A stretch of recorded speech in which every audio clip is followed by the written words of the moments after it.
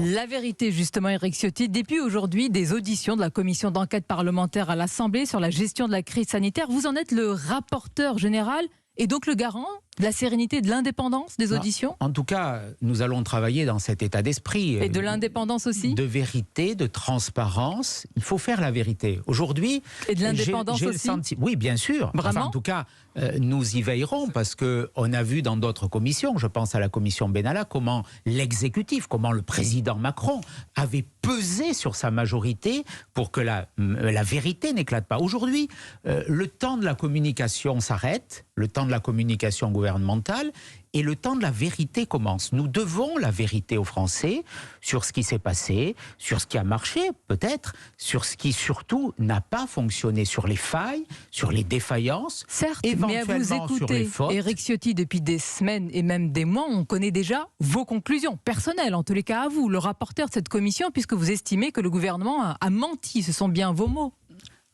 Nous verrons au terme des mois d'audition. Nous engageons un long travail dans la sérénité. Nous auditionnerons tout le monde.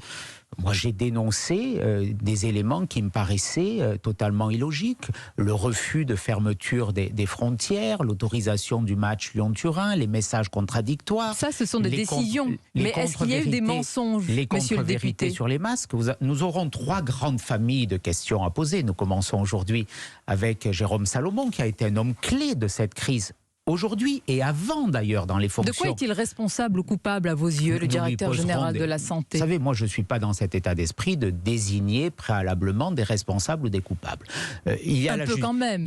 Monsieur le député, quand vous avez dit des contre-vérités ou des mensonges, vous avez clairement dénoncé la gestion de crise de l'exécutif. Il y a la justice qui travaille de son côté et on n'a pas à s'insérer dans ce cadre. Et puis, nous devons faire la vérité. Le souci qui m'anime, c'est que cela ne se reproduise plus. On voit aujourd'hui, et j'ai été un peu choqué, je le dis dimanche, par l'exercice d'autosatisfaction du président de la République. Nous avons un bilan très lourd. Qui a dit qu'on pouvait même être fier de ce qui a été fait, qu'on ne devait pas rougir du bilan de la France. Ce mot de fierté relève d'une forme d'indécence, pour ma part. Je le dis, quand il y a quasiment 30 000 morts dans notre pays, 10 000 dans nos EHPAD, quand on voit le choc économique, nous devons poser des questions. Non pas pour faire un procès, mais pour que ça ne se reproduise plus. Je vous